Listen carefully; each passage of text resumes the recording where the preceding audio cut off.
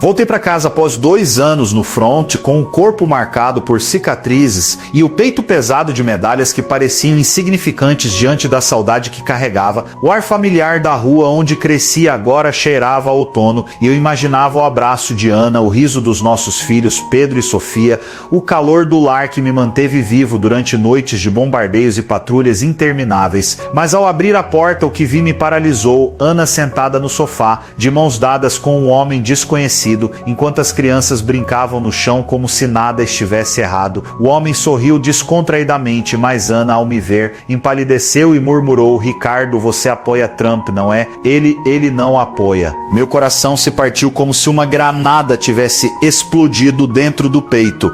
Apoiar Trump? Eu votei nele, acreditando que suas políticas de força e patriotismo me representavam como soldado, mas agora, de volta ao mundo real, via que aquilo era apenas o estopim para algo muito mais profundo.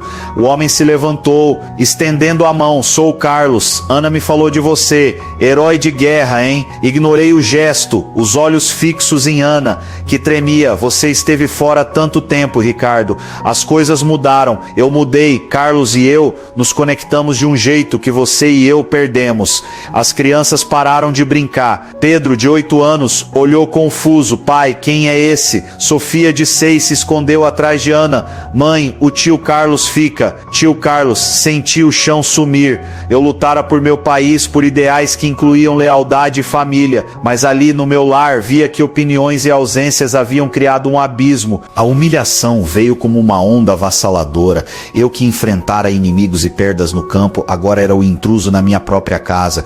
Carlos tentou amenizar. Ei, cara, respeito seu apoio a Trump. Muitos soldados pensam como você, mas Ana e eu discutimos muito sobre isso. Políticas, valores, o dia a dia. Ana sentiu lágrimas nos olhos. Você foi embora, lutando por algo que eu não conseguia mais apoiar. Carlos estava aqui, me ajudando com as crianças, com as contas, com a solidão. As crianças observavam, Pedro puxando a manga de Carlos. Tio, vamos jogar bola. Sofia ria, alheia à tensão. Cada palavra de Ana era uma facada. Eu me sentia exposto, como se minha ausência tivesse sido o catalisador para aquela cena que destruía tudo o que eu defendera. O silêncio que se seguiu foi sufocante. As crianças voltaram a brincar, o som de seus risos ecoando como uma ironia cruel. Carlos ficou quieto, evitando meu olhar, enquanto Ana mordia o lábio, esperando uma reação. Eu não conseguia falar. O ar parecia denso, carregado de anos de cartas não respondidas, de chamadas perdidas, de noites em que eu sonhava com ela enquanto ela reconstruía a vida sem mim. Cada segundo prolongava a dor, ampliando o vazio que a guerra havia criado. Finalmente murmureis: e agora? O que acontece com a gente? Mas ninguém respondeu. O silêncio se estendendo como uma ferida aberta. Mas então veio a virada inesperada.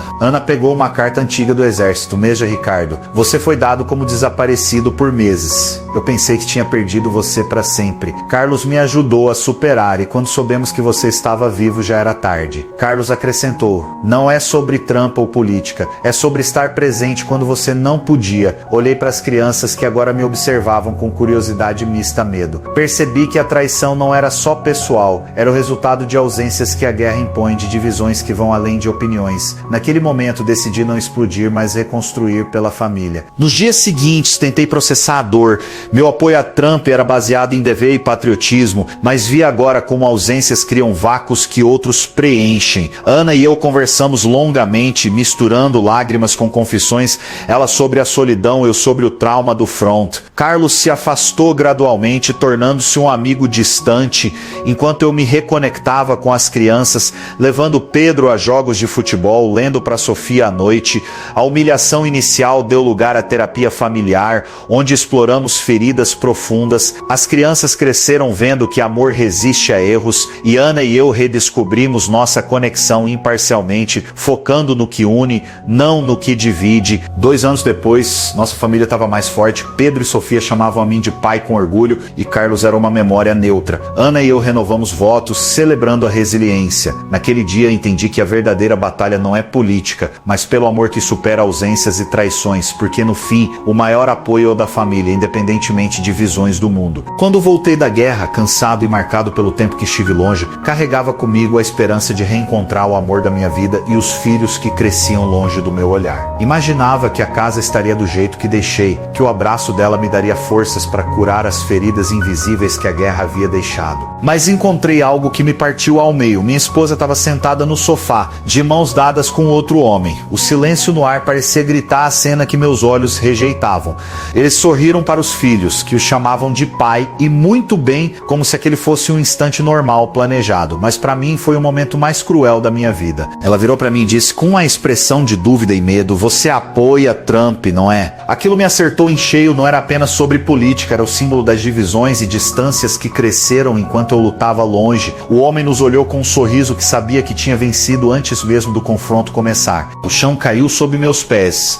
Eu que passara noites pensando em como proteger minha família, agora me via traído não por uma guerra externa, mas pela distância emocional, pelos silêncios e pelas escolhas que marcaram para sempre nossa história. Os dias seguintes foram um turbilhão de emoções: raiva, tristeza, incredulidade. A guerra, as perdas no campo de batalha pareceram pequenas diante da dor de perder o que mais amava em casa. Fui obrigado a ouvir enquanto ela explicava que naquele momento não me reconhecia mais, que as opiniões divergentes, as brigas políticas do país e do mundo refletiam na nossa convivência e que aquele homem oferecia uma segurança que eu não conseguia mais dar. Presenciar meus filhos chamarem outro homem de pai foi o golpe final. Sofia olhava para mim com olhos confusos, enquanto Pedro me evitava. Eu era o estranho que voltava com medalhas, mas sem lugar. O silêncio entre nós crescia, sufocante e cortante. Eu tentava, mas minha presença era um lembrete do que eles perderam: o pai ausente, o marido distante, a voz que já não fazia eco em casa. Mas mesmo frente a isso, havia amor. Um amor que lutava para encontrar caminhos em meio a tantos muros. Então, numa conversa difícil, marcada por lágrimas e desesperos, entendemos que o maior inimigo não era o outro homem, nem a política, mas o medo e as feridas não curadas da ausência. Foi ali, entre perdões e verdades, que começamos a reconstruir os escombros de nossa história, aprendendo que amar também é lutar mesmo quando tudo parece perdido. Os dias viraram semanas de conversas tensas, onde cada palavra era uma batalha para reconquistar o que fora perdido. Ana e eu sentávamos à mesa da cozinha, o lugar onde um dia compartilhávamos sonhos,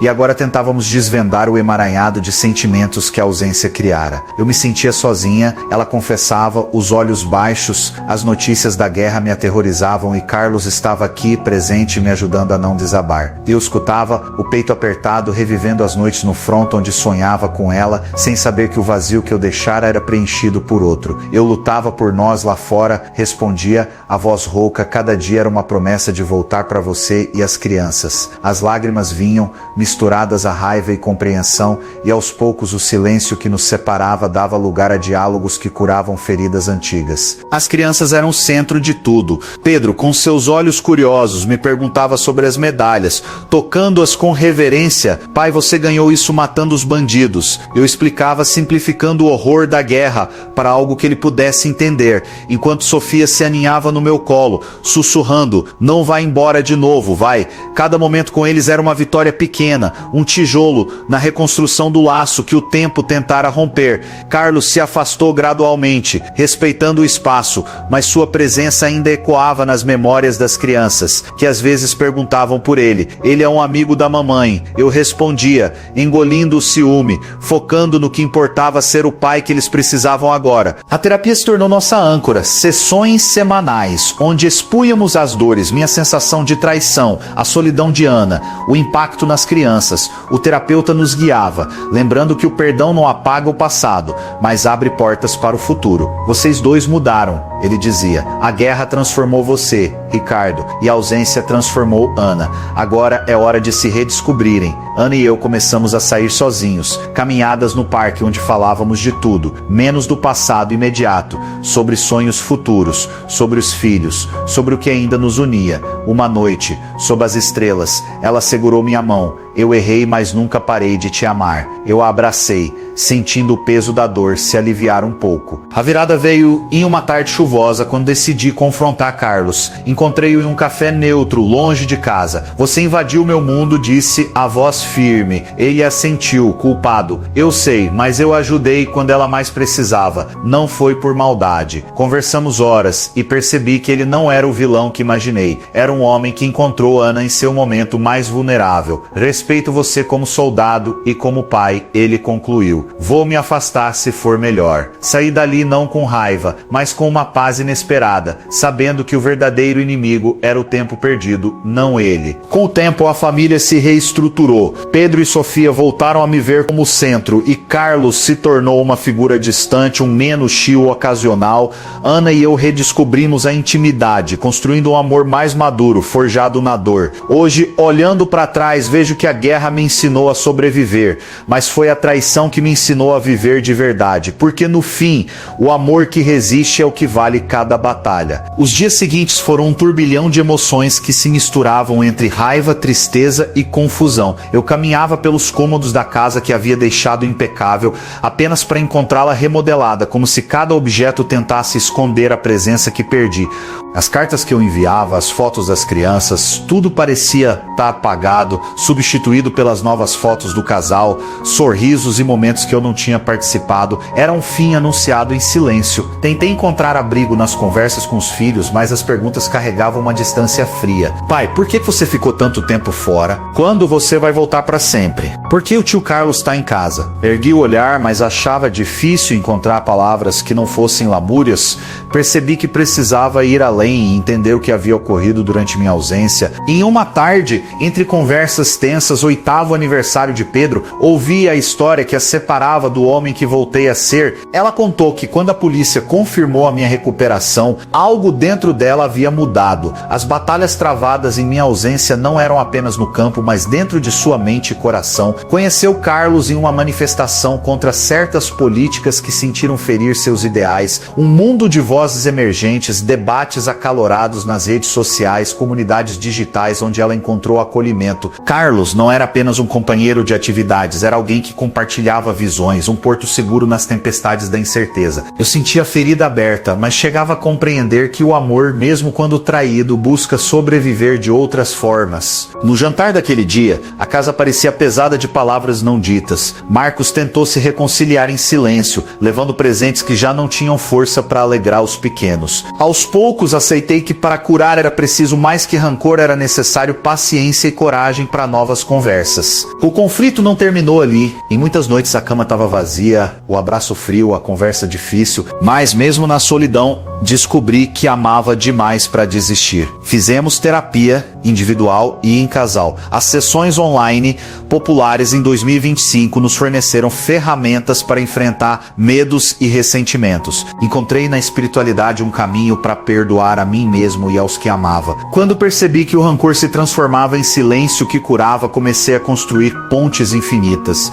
Pedro aprendeu comigo a perdoar e Sofia a amar além das feridas. No último aniversário de Ana, reunimos amigos e família. Marcos havia se afastado de toda a tensão, buscando um caminho próprio, mas estava lá mostrando que o perdão é um ato de liberdade. Ali, mais do que em qualquer ocasião, entendi que o verdadeiro retorno de um soldado não acontece na porta de casa, mas um abraço generoso do tempo e do amor que nos dá uma segunda chance. Chegamos ao final de nossa jornada, marcada por dor, perdão e resiliência. A casa hoje é diferente, não mais palco de confrontos, mas santuário de amor reconstruído. Pedro e Sofia cresceram entendendo a complexidade da vida, aprendendo que o amor verdadeiro supera tempestades. Ana e eu celebramos não uma restauração perfeita, mas a coragem de tentar novamente. Marcos, amigo de outrora, parceiro da dor, agora parte da rede de apoio que sustenta nossa paz. Nas manhãs ensolaradas, os risos das crianças enchem a casa e a melodia que antes era silêncio tornou-se sinfonia. Eu, um soldado vencido e todo, me torno também um homem curado. No fim, minha maior medalha não está no peito, mas no abraço que recebo ao final do dia.